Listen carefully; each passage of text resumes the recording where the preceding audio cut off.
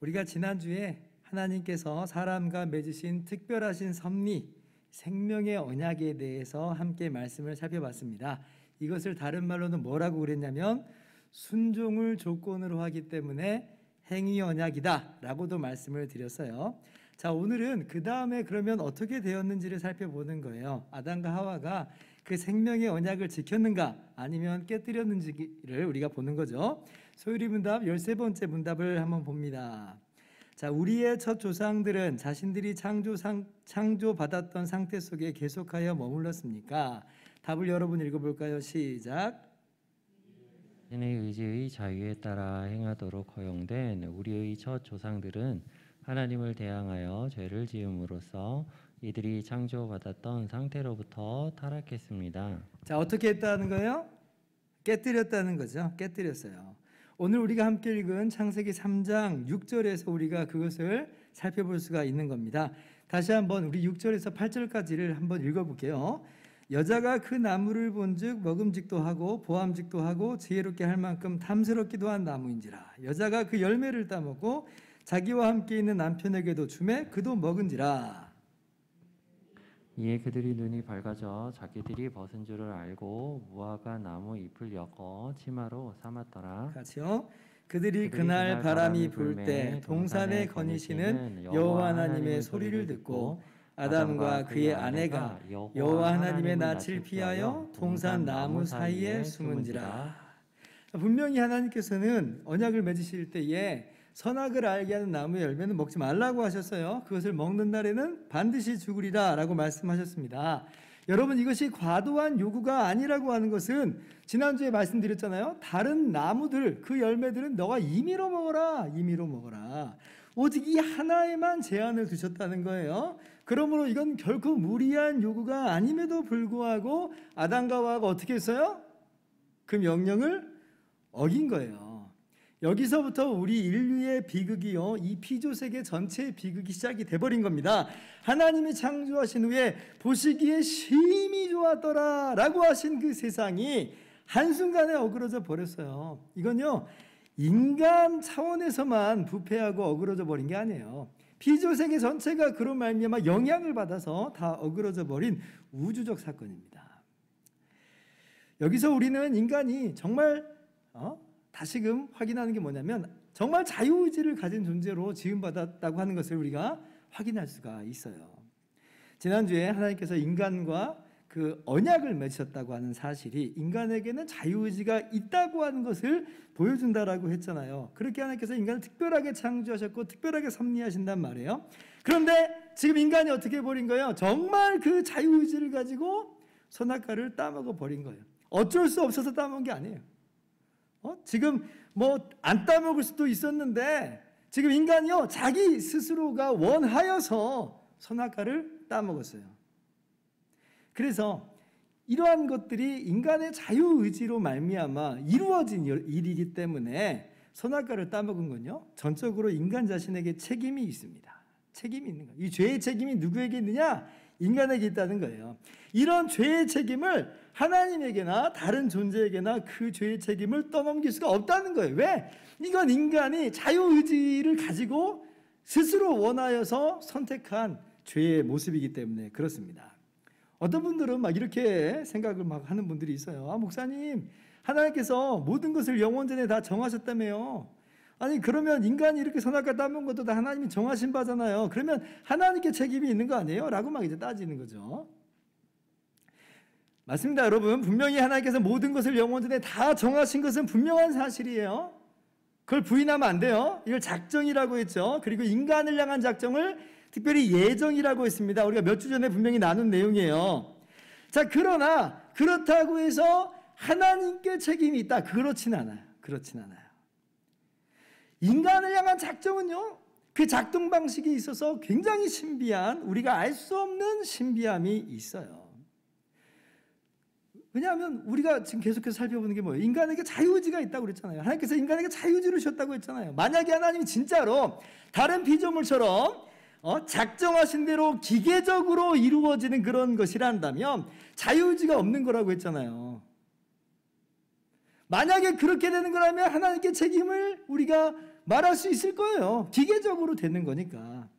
그런데 인간에게 자유의지가 있다고 하는 것은 분명히 하나님께서 인간의 모든 언행도 다 작정하신 것에 들어가지만, 그러나 인간을 향한 작정은 다른 것들과 다르다. 무슨 기계적으로 이루어진 그런 게 아니다라고 하는 거예요. 신비죠. 어떻게 그럼 이렇게 이루시는 것인가? 참 신비인 겁니다. 그래서 인간에게 있어서 어떻게 하나님의 작정대로 이루시는가 우리는 알 수가 없어요. 그러나 분명한 건 뭐냐면 인간의 자유의지를 억압한다든지 뭐 강제로 강요하시면서 하는 방법은 절대 아닙니다. 하나님께서 인간을 향한 섭리, 이 정하심은요, 인간이 스스로 지극히 자유로운 원함에 따라서 선택을 수행하는 방식으로 이루어 가세요. 이건 우리가 경험적으로도 아는 거예요. 그렇잖아요. 여러분, 우리가 뭘 한다고 그럴 때 어때요?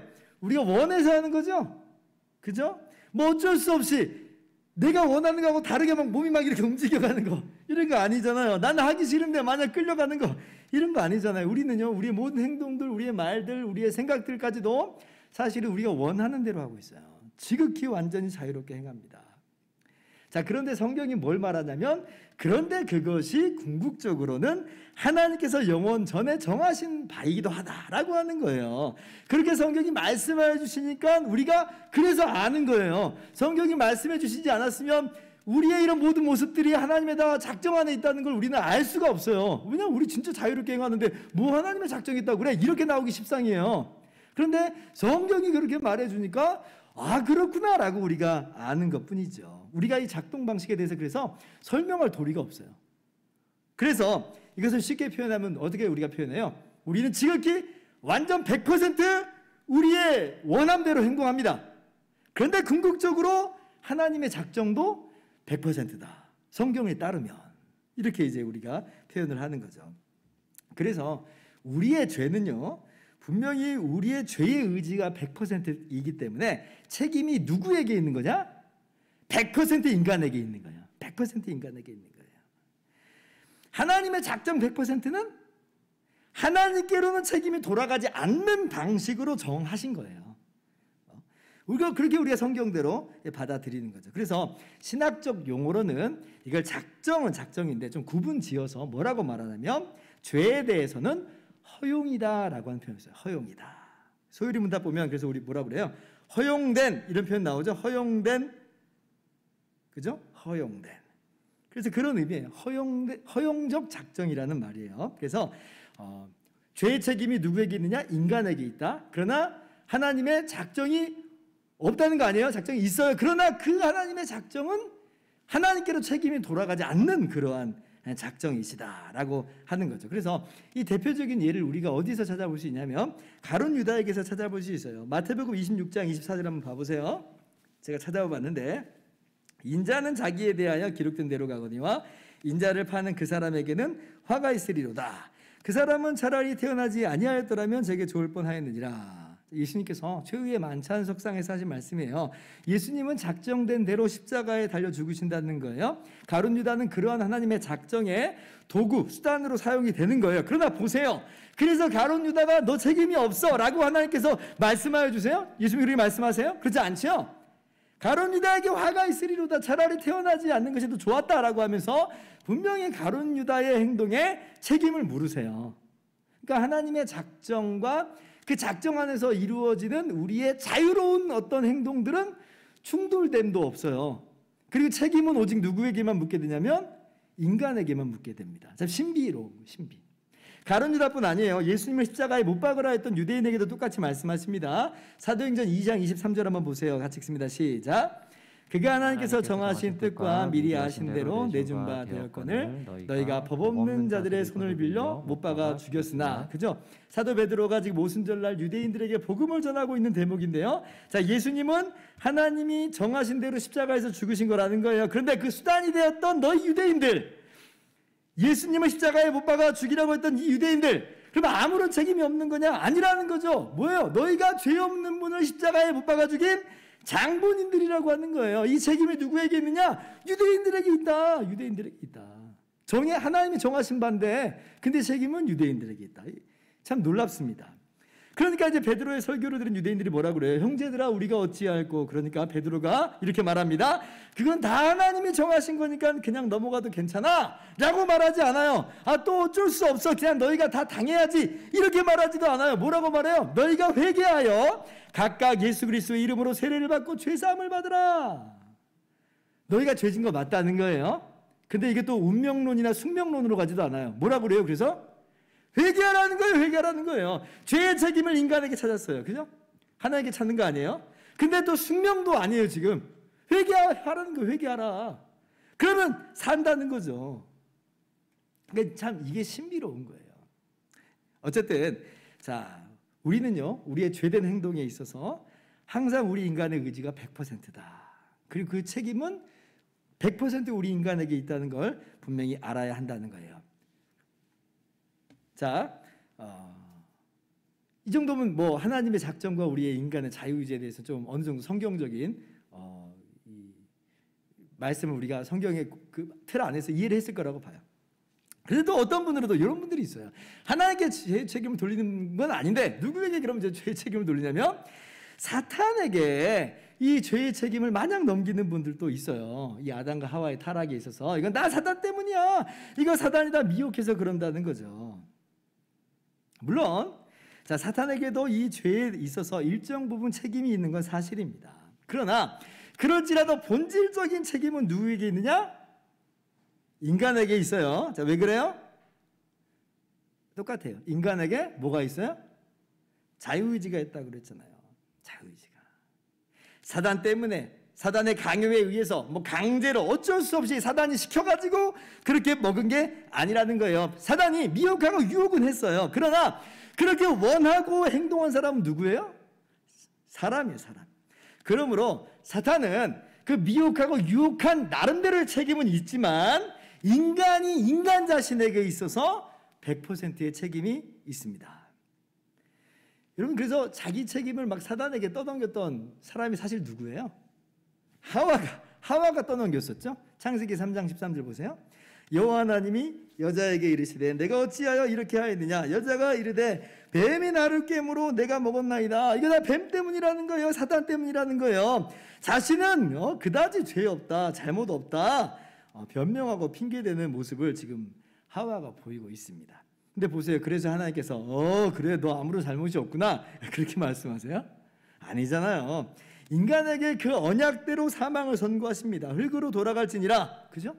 그리고 아담에게도 하와에게도 각각 저주가 선포가 되죠. 아담은 그 노동이 중노동으로 바뀌어버리고 하와는 그 복된 출산이 오히려 고통의 출산이 되는 그러한 저주가 내려집니다. 뭐예요? 책임을 물으시는 거예요. 책임을. 따라서 죄의 책임을 또 막 다 사단에게 떠넘겨버리고 자신은 죄 없는 척 하면 안 된다는 거예요. 여러분, 오늘날도 마찬가지입니다. 이거 우리 분명히 해야 돼요. 인간에게 있어도 죄의 책임은, 우리 죄에 대해서 나의 이 죄의 책임은 전적으로 누구에게 있다? 나에게 있는 거예요. 나에게.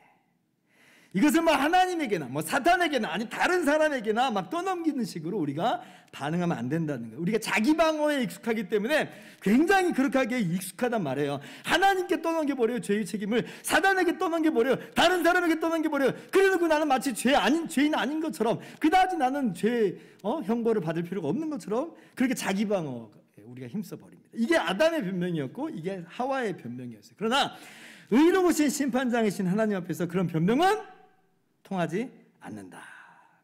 오히려 우리는 어떻게 해야 되는가? 우리는 우리의 죄가 전적으로 나의 죄임을 통감하고 회개해야 되는 거예요. 그리고 이런 나를 대신하여서 나의 죄를 대신해 십자가에 달려 죽으신 예수님만을 철저하게 붙잡는 거예요. 나를 구원하실, 이 나의 죄에서 나를 구원하실 이는 예수님밖에 없습니다. 자기 방어하면서 우리가 스스로 헤어나오려고 하지 마시고 예수님을 붙잡는 것으로, 주님이 살리시는 것으로 살아나는 것, 이것이 진정한 죄 문제의 해결법이라는 걸 여러분 꼭 기억하시기 바랍니다. 자, 그러면 이제 아담과 하와의 죄를 조금 더 깊게 들여다봅시다. 이게 과연 그럼 어떤 종류의 죄인가? 하나님께서 아담과 하와에게 정말 무서운 심판을 행하셨는데 이 죄가 어떤 죄인가? 어떤 죄이길래 그러신가라고 하는 것이죠. 여러분, 만약에요 아담과 하와의 이 죄가 단순히 우발적인 행동이었다면, 물론 그것도 죄는 분명히 죄가 맞습니다. 먹지 말라고 했는데 그래도 먹었으니까 하나님의 심판은 여전히 공의로우세요. 그런데 우리 한편에 우리 마음에서는 어때요? 하나님 좀 너무 과하게 반응하신 것 아닌가, 이런 마음이 드는 것도 사실이에요. 고작 과일 하나 먹은 것 가지고 너무 심하신 거 아니야? 이런 생각이 우리의 죄된 인간의 본성 속에서 튀어나온단 말이죠.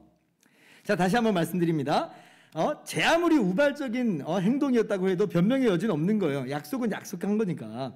그리고 우리가 판단할 위치에 있는 것도 아니에요. 왜냐하면 우리는 제3자의 위치에서 하나님과 아담과 하와를 보는 위치가 아닙니다. 우리는 아담의 후손이기 때문에 제3자일 수가 없어요. 그리고 우리는 또 하나님의 피조물이기 때문에 하나님과 인간 사이에 무슨 중재자처럼 하나님 앞에 설 수 있는 존재조차도 아닙니다.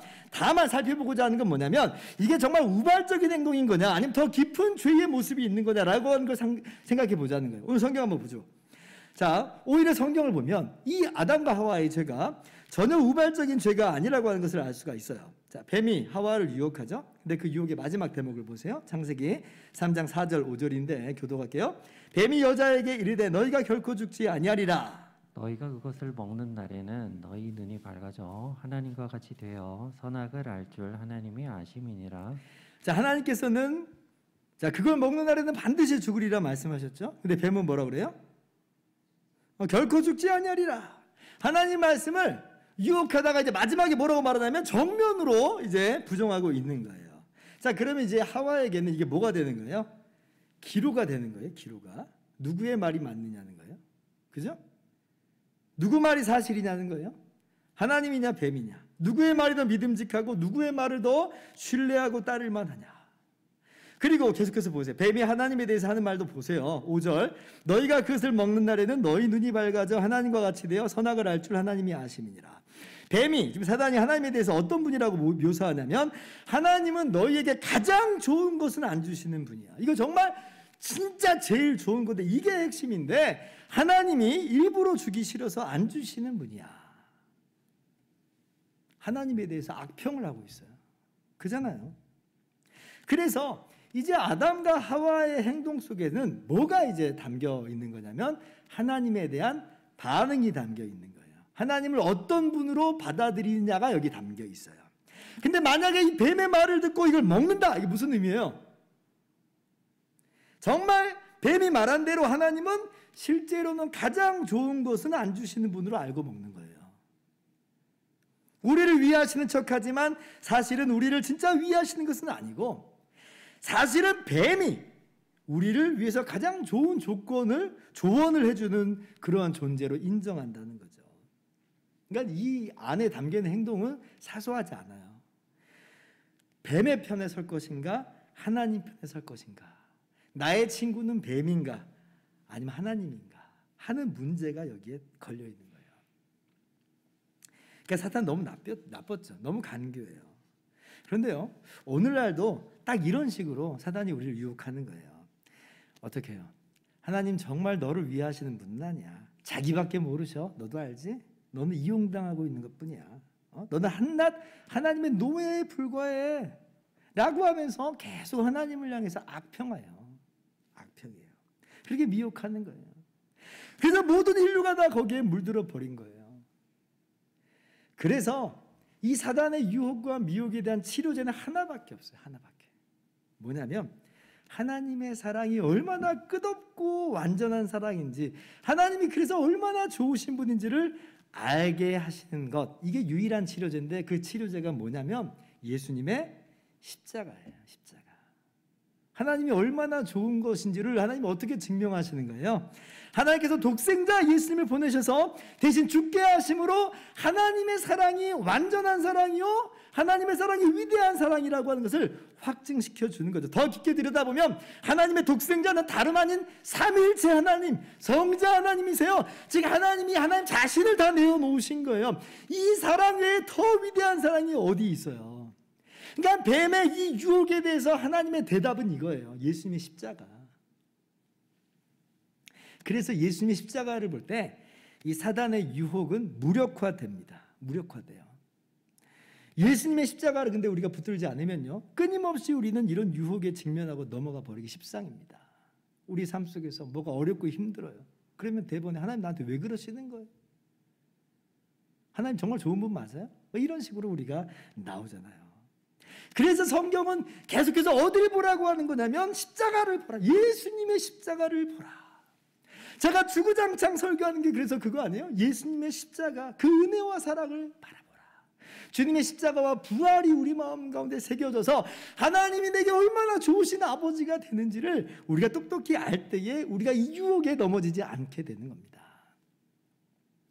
자, 그리고 뱀이요, 계속해서 봐요. 하와를 유혹한 그 내용을 보세요. 다시 한번 5절 보세요. 너희가 그것을 먹는 날에는 너희 눈이 밝아져 하나님과 같이 되어 선악을 알 줄 하나님이 아심이니라. 무슨 말이냐면, 자, 선악과를 먹으면 너희 눈이 밝아져 하나님과 같이 선악을 알게 된다. 즉 너희가 선악의 판단 기준과 주체가 된다, 이렇게 유혹을 하고 있어요. 선악과 명령 한번 보세요. 자, 그걸 따먹지 않는 것이 선이고 따먹는 것이 악입니다. 왜냐하면 하나님이 그렇게 말씀하셨기 때문에 그 하나님 말씀이 기준이 되는 거예요. 한 걸음 더 깊게 들여다보면 그러한 하나님의 말씀에 순종하는 게 선이고 하나님께 불순종하는 것은 악이에요. 그죠? 그러니까 선과 악을 판단하고 가르는 기준은 하나님이세요. 하나님 말씀이요, 하나님이신 거예요. 그런데 이제부터 너희가 선악을 알게 되는 것이 무슨 의미겠어요? 그러면 전에는 하나님이 기준이었던 것을 그렇게 따르지 말고 너희가 판단하고 너희가 기준이 돼버리라는 겁니다. 즉 너희가 그러한 하나님들이 돼버리라는 거예요. 너희도 충분히 그렇게 할 수 있는 존재야. 근데 왜 하나님을 기준으로 자꾸 해? 라고 지금 뱀이 유혹을 하고 있어요. 뱀이 하와를 유혹한 그 내용은요, 인간의 이러한 교만을 자극하여서 하나님을 향해서 반역을 부추긴 거죠. 너희들이 하나님 돼버려라.